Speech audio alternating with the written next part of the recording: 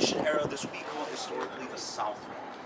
The construction of our Spanish missions actually dates back to around the time of Spain's conquest and also the Spain's colonization, as they owned half of the world. To explain about the Spain's colonization efforts, what would be today the American Southwest, Latin America, what would the South America, even out to the Philippines. This is just one portion of this history. The events that becomes known later on the Spanish colonization that births what we know as Mission San Antonio de Valero, it actually comes to parts of what become of the French. The French began to also, although the Spanish had claimed this in 1519, this entire territory of what we call the colony of New Spain, with no interest of any precious metals here, and essentially the French began to encroach a little bit more to Spanish territory, and when the Spanish got word about this, they sent the troops up here. The foundation of what will become of the San Antonio is actually not just because of Spanish colonization, but the people who were here, the American Indians that were living in this area for tens of thousands of years, and essentially found a very connection to what it actually still is today, one of the most beautiful rivers here in San Antonio, the San Antonio River. It became such an influence that American Indian tribes settled in this region. By the timing of 1691, when the Spanish were trying to locate the French in time, they will later see of the river and named it after Saint Anthony de Padua, or San Antonio de Padua, and hence the name, the San Antonio River. With the construction seeing this river, it's a lush area. It provides watering. Usually when visitors come to Texas and they understand about seeing of Texas, they usually think it's a desert. This area right here is an arid region, but coastal plains or the southern plains. So this would have been lush prairie grassland. It's very something that you'll see almost like on a landscape or a picture. As seen that this area is such a vital spot, the Spanish missions were able to construct, also to convert of the American Indians into Spanish subjects. In order to show up against the French off in Louisiana, the introduction of presidios, military forts, but our mission, Mission San Antonio de Valero, named after St. Anthony de Padua, and the one who funded this mission, the Marquez de Valero, the Viceroy of Mexico City. As one of our Franciscan fathers, his name is Antonio Olivares, who founded this mission. It moves and it's founded here on May 1st, 1718, but not at the very spot that we actually stand right now. Originally, it's a little bit more further west of here. What's today Main Plaza and where y'all see City Hall today, that's where the Presidio San Antonio de Bajar is actually located. A little bit more west of that, that's where our mission was originally founded on the up creeks of the San Pedro Creek. As you may experience and being in Texas, y'all can see how hot it is and the difference of the seasons of this region. It could be super extreme heat or heavy rains. So with occasional drying or occasional flooding, the mission is moved 3 times. From 1718 being founded near the banks of the San Pedro Creek, it moves to where we now kind of know the location today of where our Catholic church is, St. Joseph. In 1724, there's of course a storm that occurred here. It actually knocked the church down, and it moves to the very spot y'all stand here in 1724, more than 300 years ago, that our mission is founded. The construction over in the time as the American Indians would sought survival later at these missions. Later as the Franciscans be able to move the mission site coming to this area, our first building that's actually built on this area is what we call the Long Barrack today, which is actually called originally the Govento. And later on, the construction of the layout, as y'all can kind of a little bit see how our missions and rivers have become such an important area in this area.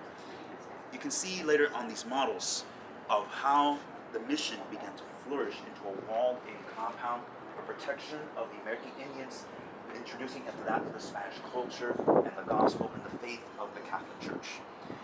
As my boss and as we like to say as well, the American Indians were being introduced into the Catholic Church and the religion of the Catholicism, survival and for that of their children. With the American Indians living at the site, this creates a new lifestyle and a news amongst the peoples that will later be birthing to what we come later on to Mexico. The region that we actually stand here is actually going to be among the many walls that will be established during the mission era against the other tribes that are known to be in Texas, the Apaches and the Comanches. The tribes that lived in Texas, as the Spanish are called, these tribal bands that live in this region, the Guademaltecans, and they will seek survival at these missions, and it creates a new lifestyle of from originally American Indians to the introduction of subjects of the Spanish crown, and it formulates what becomes later of San Antonio. Let's move down this way. I'll kind of show y'all before we go later on into near the church.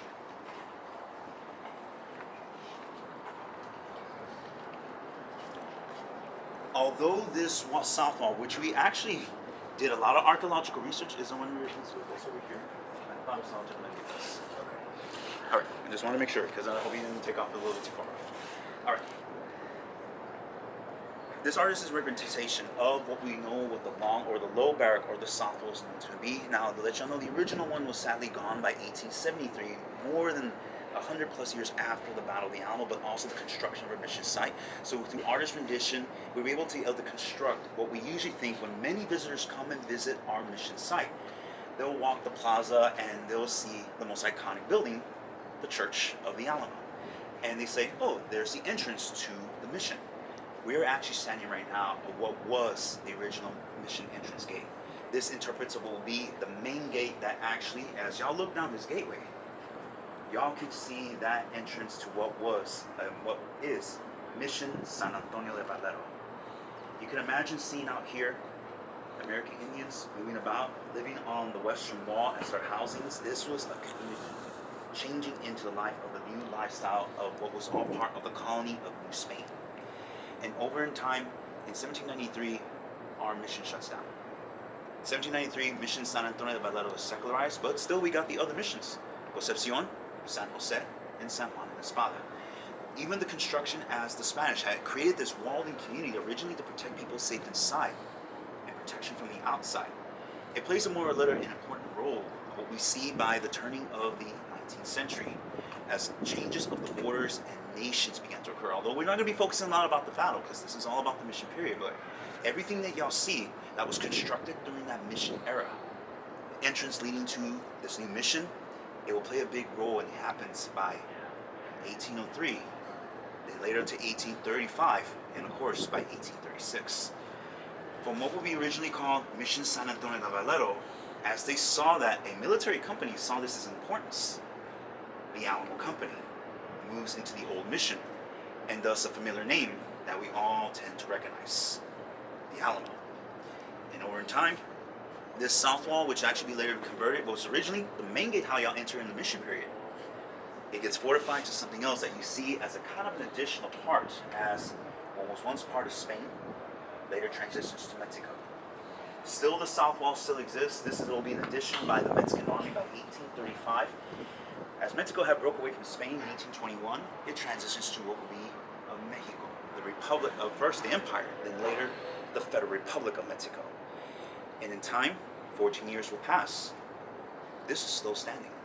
One of the interpretation of what led you into the compound.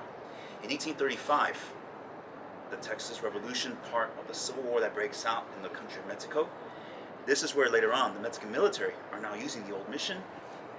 This is one of the many fortifications that's actually introduced to protect the main entrance of what was once the original mission gate, and a mission that was essentially protecting against the rebels, the Texians and the Tejanos that revolted against the government of Mexico, all created originally. And if you look kind of further down that way, that's actually the main road of what will be connecting from the foundation of Spain, El Camino Real de los Tejas, the Royal Road of Texas.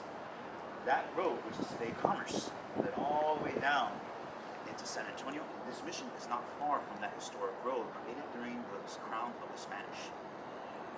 Wall entrance, all connections to it. In 1835, this entryway protected amongst that road. As the Mexican army created against the rebels, the Texans were later in control of it by 1835. You can see what next plays in this mission's next part of history. Alright guys,